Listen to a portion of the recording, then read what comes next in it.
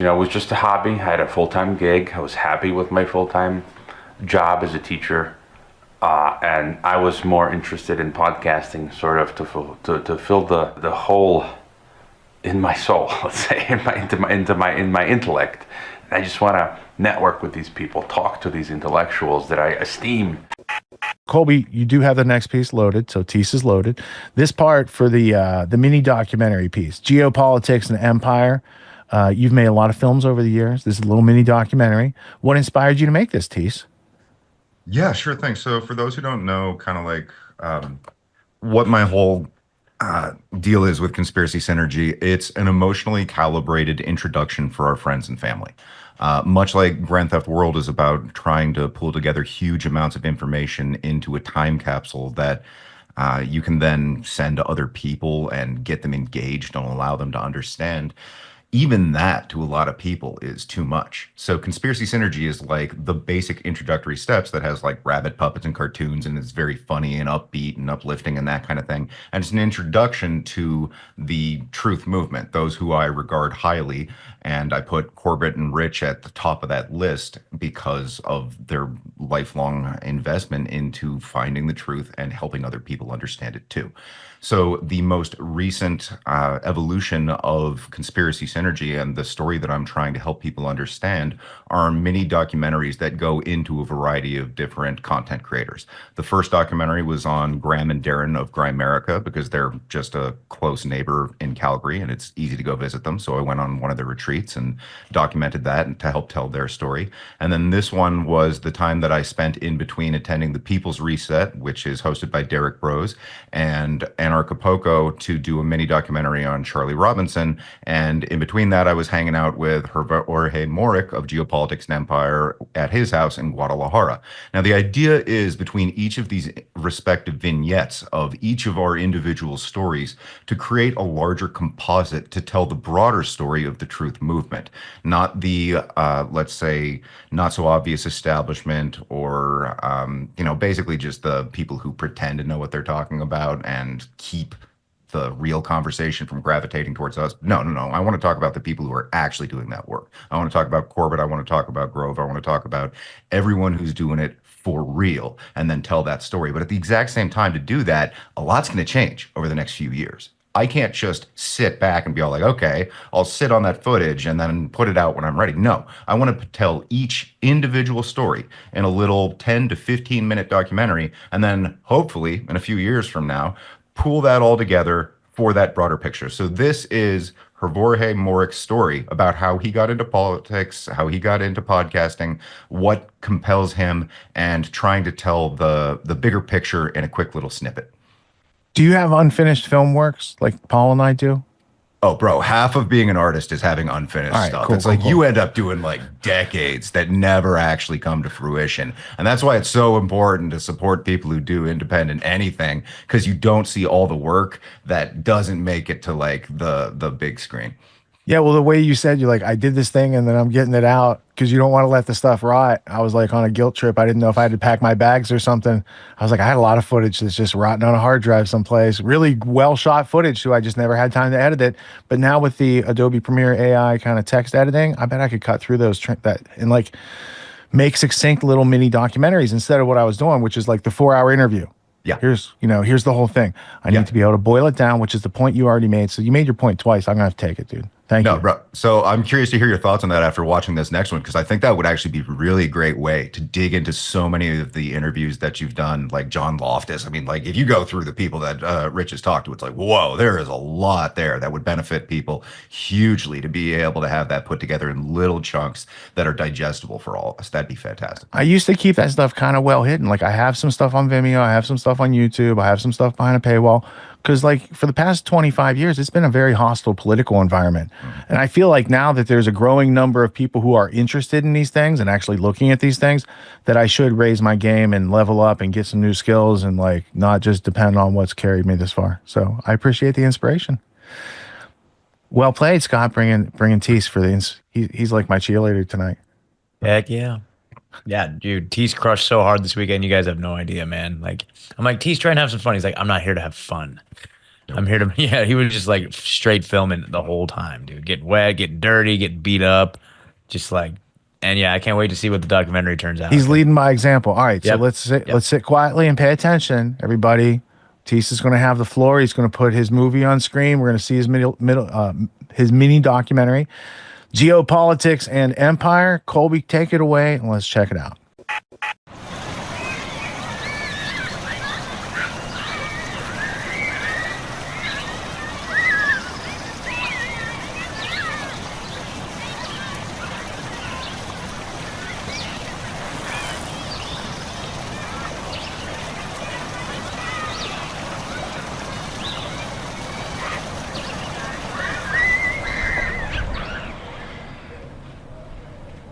Okay, here we go. Hello, Jacob. Hello. Can you hear me? Yes, I can hear you. And you can hear me, Yes. I suppose. How come it's not changing? Okay. Do you mind? So this is a very strange request. I'm being filmed. They're making a mini documentary on me. Okay. And so he just wanted to record me joining with one of the guests. Okay. Wait, let me put you on screen. Can I see you? There we go. I do. So yeah, the first phase of Geopolitics and Empire and podcasting was, it was just a hobby. I had a full-time gig. I was happy with my full-time job as a teacher. And I was more interested in podcasting sort of to fill the hole in my soul, let's say, in my intellect. And I just want to network with these people, talk to these intellectuals that I esteem. Yeah, I don't know where to begin, but we've got stuff like, I always like this stuff, this is G. Edward Griffin's Creature from Jekyll Island. I'm sure a lot of people are familiar with. He actually sent it to me for Christmas. Right there it says, to Hrvoje. And of course, he took me out to lunch in 2011, and I've had him on the podcast. And my biggest obsession is global governance. So, I've got here, where is it? The idea of world government, one world democracy, a progressive vision for enforceable global law, governing the world, ruling the world. These are all academic UN books. H.G. Wells, of course, The Open Conspiracy. Robert Pastor's The North American Idea, Vision of a Continental Future. Of course, I've met him twice.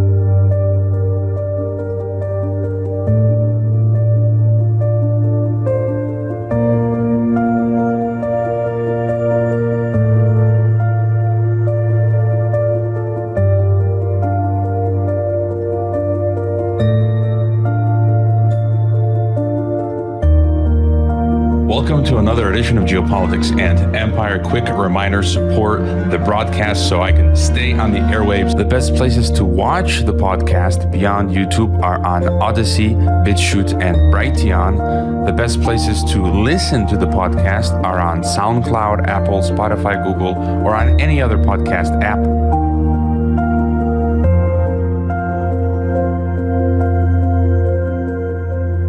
That was fantastic.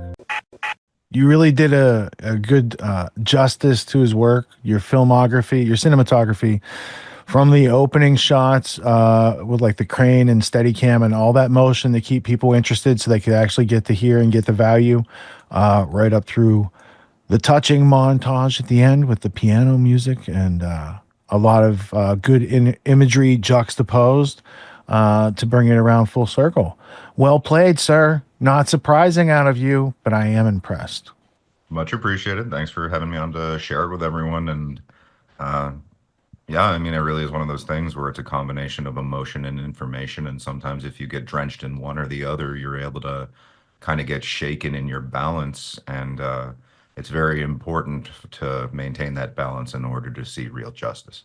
So that's something that I think that's important to remember in times that are growing increasingly frayed and chaotic. And I just want to lend both the information and emotional side to people, because a lot of the people out there that we're trying to reach don't know how to feel about the things that we think. And so it's always been one of my top priorities to try and create media that speaks to everybody. And so thanks for helping to share that. Well, and it's also important that, in order to communicate fully on all levels with the audience, it's like mythos, pathos, logos, ethos, right? But you don't want to mix all those things up. So you do have a part of the mini documentary that is purposefully like it evokes emotions, but you're not mixing that with your fact. Your facts were clean and dry in the middle where people need to get informed, right? So you're not mixing like, hey, you love puppy dogs, right? Well, did you know Fauci, like, even though he did those experiments, like when you start with, if you love puppy dogs, and then I tell you something horrible happened to the puppy dogs, you're going to have like a mechanized reaction out of it, right? So I like how you did the establishing coverage, how you introduced us, and how you hit it on all cylinders. That's what I'm saying. Very well composed, very well balanced. And I think the world needs more of that. So it's my pleasure to feature that for sure.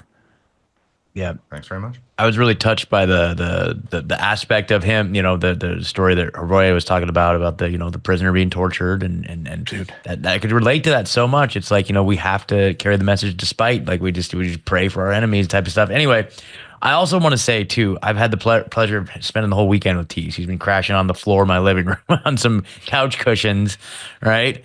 And the one thing, the biggest takeaway is just his absolute passion for getting this information in front of people. And to the extent that he shows up with a suitcase, like pretty much his main carry-on luggage that he showed up with is a giant container of packs of business cards for Conspiracy Synergy. And he's just awesome, just take these and hand these out as much as possible. Get these out as many people. So now the ripples of those spreading out. And I know, he goes out in the street with the bunny suit trying to get people's attention to spread this information.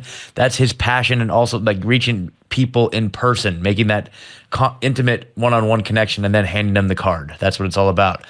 And when he talks about supporting the work, you guys, I know for a fact, everybody watching, everybody listening, you will love Conspiracy Synergy so much. Like the quick edits and the quick takeaways. This didn't really showcase Teace's the rapier wit. God, yeah, it didn't quite show his wit, but the he's not heavy-handed with it. He's very gentle and lighthearted. Let's say it that way. And we've played Conspiracy Synergy. Totally. I just want to do a call to action, please, you guys. Go check it out for one, and then share it. Share it. That is where we're falling short as a community. I would say, by and large, is sharing this information. So please find one you like and share it with somebody this week. And also, if we're doing calls to action, on the note of what Scott had touched on for the business card thing that I do, it's actually just a really good idea to have something with you, and it could be for Grand Theft World. And I really recommend this. You can get very simple cards printed that look great that you could just keep on your person, so that if you meet another person and they are a little bit interested in some of this, here you go. This is something that they aren't going to forget that way. They'll have it on them. It's a more meaningful transaction. And another part of that call to action can be, hey, if you're going into a bookstore, why not go put some of those as bookmarks in the books that the people are already have an interest in? Because then they could stumble on something. Even if they don't buy the book, they found an invaluable resource. So that's a pretty interesting tactic that you can start to adopt for those few real world bookstores that are still out there. No, I like that, especially if you go read the books people pick up. Like, go find Behold a Pale Horse. It's on every bookstore. People will look at it, but they're scared to buy it because they heard you might get on a list if you have it. I'm embarrassed I don't have cards in my pocket. I do have them for Autonomy. These are they're aluminum. They're kind of cool. I made them on the laser etcher type deal, but I don't have any Grand Theft World ones. But I totally agree, because you're going to bump into people, and you can always be like, hey, do you have a piece of paper, and write it down? Or you could be like, I'm going to bump into people, and I'm trying to let them know what I do. I'm bringing value into the world, and I'm proud of it. So I'm going to let as many people know as possible. I have a friend who was he used to travel like to various festivals and stuff, and his business card, I don't have one on me, it looked like a dollar bill, so, or a $20 bill or a $100 bill, and he would just throw them on the ground at festivals, and people would pick them up, and then it'd be like, oh, good for one free gong, or whatever he was doing, right? Sound bath and the icosahedron, and anyway, business cards, knowing how to make your offer to the market. When people are interested, like, do you have references? Are they on a website? Or do you have to send 6 different emails from your cousin's Gmail account because you don't have your ish together yet, right? Which leads me to my last question before we segue. Teace, do you have a magic card where everything you do is free? Or is there some structured way where people could support your art? Because I think more art like that needs to be created. And it's not the type of business plan where, some venture capital is going to be like, we like what you're doing, Teace, and he wouldn't want to work with them anyway.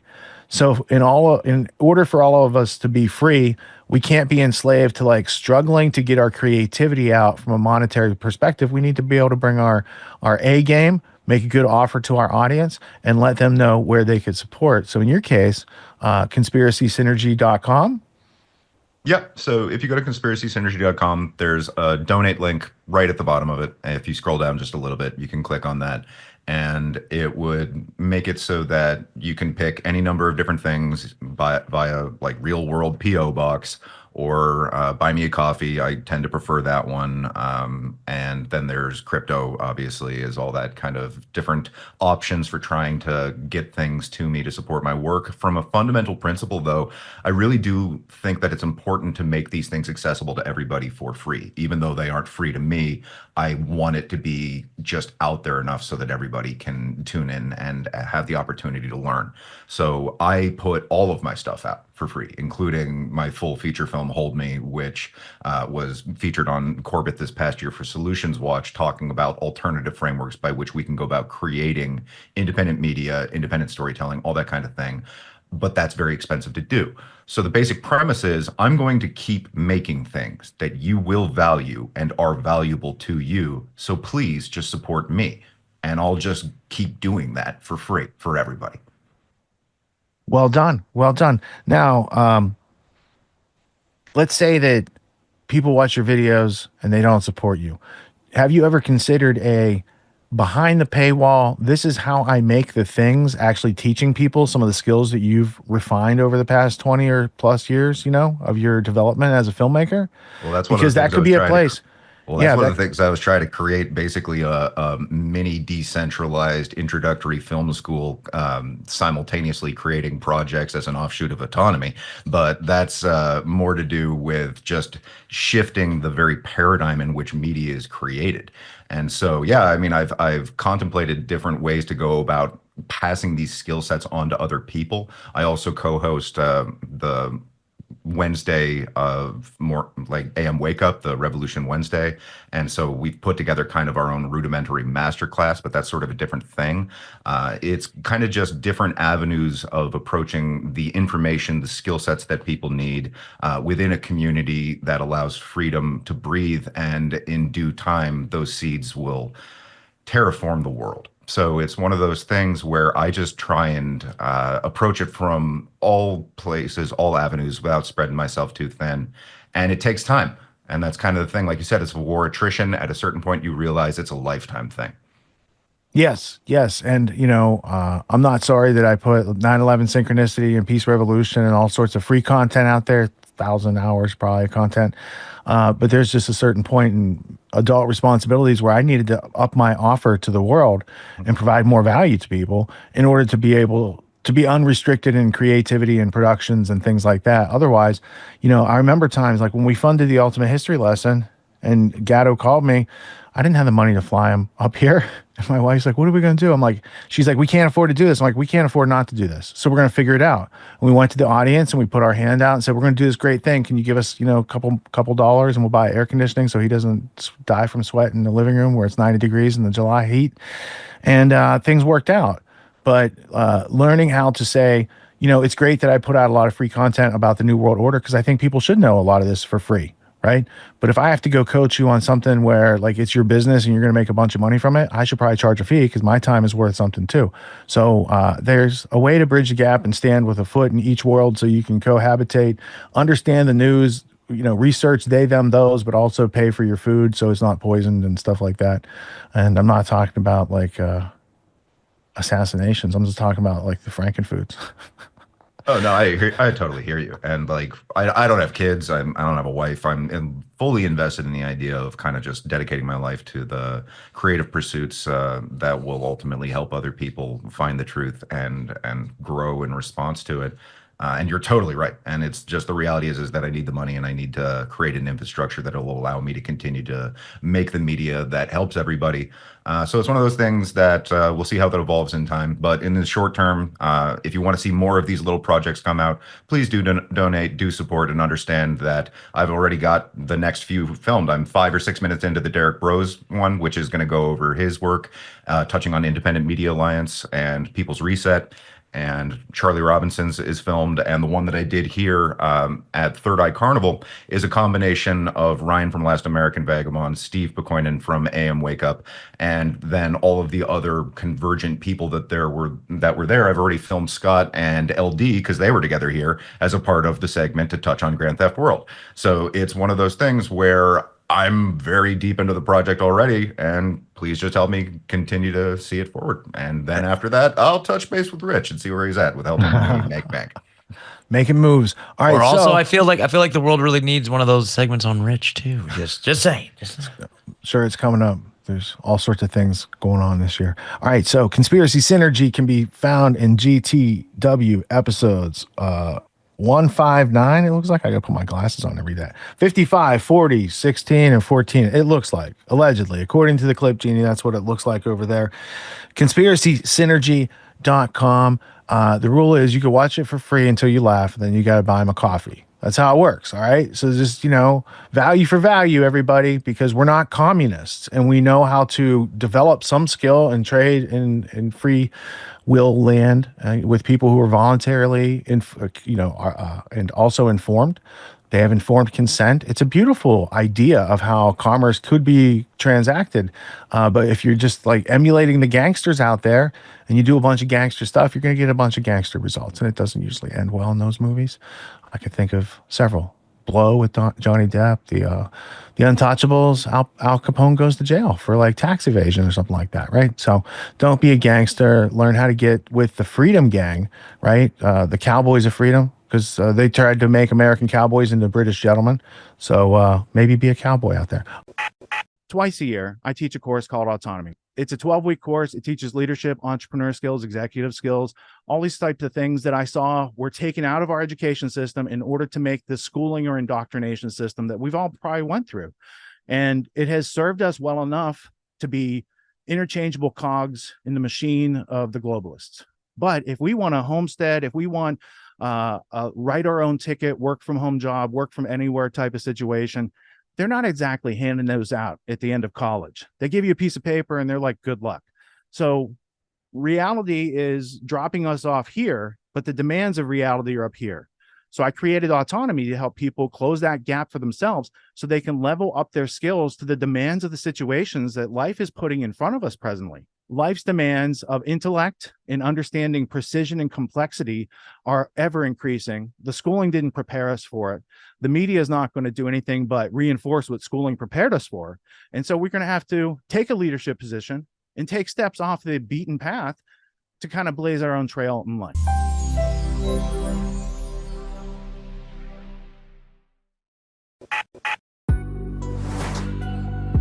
What makes the Grand Theft World podcast unique, invigorating, exciting, and informative? Most other podcasts out there are either doing straight up interviews or they're just covering the daily news. They're covering current events from the day they happened. And that is effective. It's useful.